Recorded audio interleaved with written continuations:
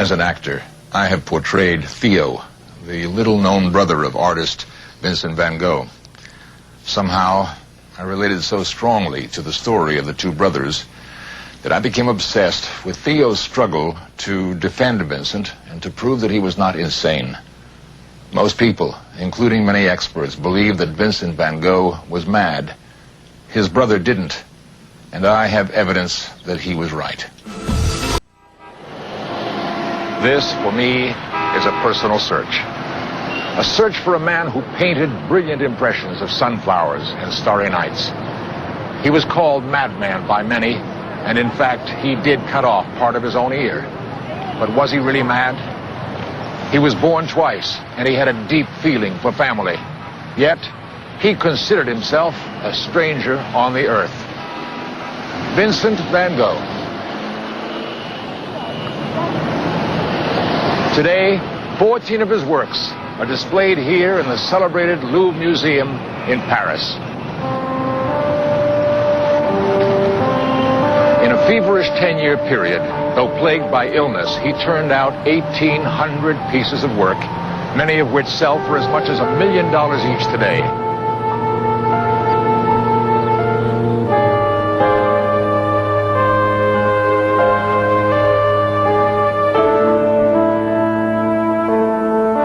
Clearly, Van Gogh belongs in the pantheon of the world's greatest artists. How could works of such beauty be the product of a deranged mind? Vincent van Gogh, Dutchman, painter, impressionist, lover of love, God, and art, took this route to the south of France after a year of painting and studying in Paris. As I followed his trail, I reviewed my research. From collections of his preliminary sketches, we know that he studied his art logically, precisely. He was well-read. He knew 5 languages. His work was not accidental. It was an act of choice and use of skills which he had worked hard and long to acquire. For me, something here rang a jarring note. How could this man work so diligently, skillfully? How could he write more than 500 beautiful letters to Theo, so sensitive and full of enlightened insight, if he were actually insane?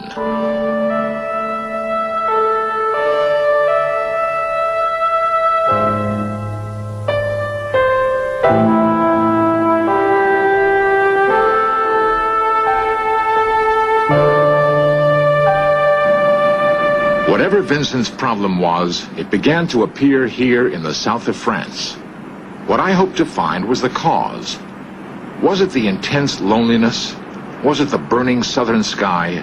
Was it the maddening mistral wind, lack of proper food, or the feverish work itself?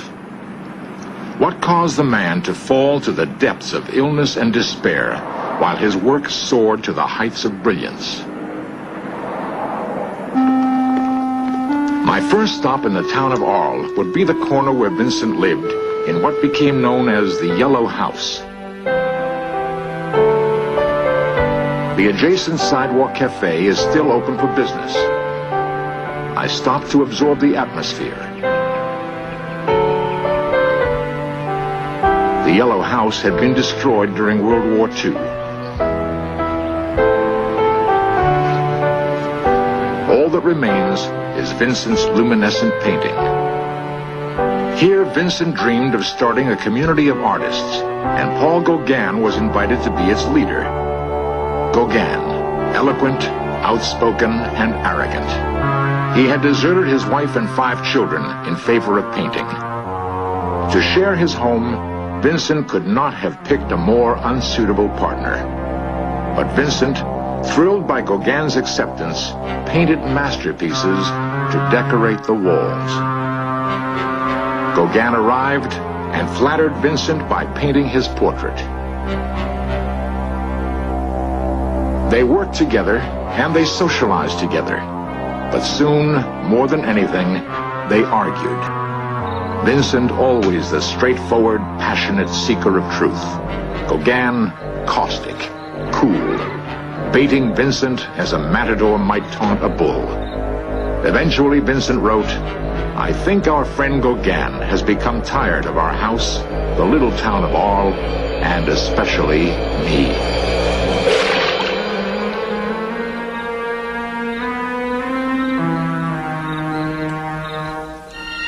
Was it the agitation of the argument? Was it alcohol? Was it illness? What triggered the famous events which followed? According to Gauguin's version of the story, he took a walk into the night. He was being followed. It was Vincent with a razor. Gauguin later reported, "I stared him down with a look." What really happened, we will never know.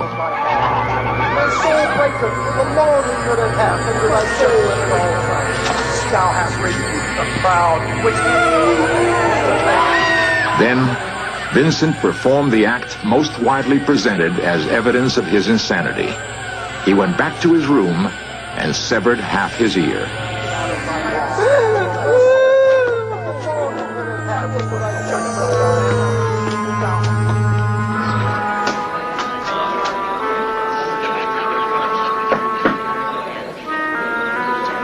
Later that night, he delivered a bizarre gift to a prostitute named Rachel at a local brothel and said, "Gardez cet objet précieusement." Guard this object carefully.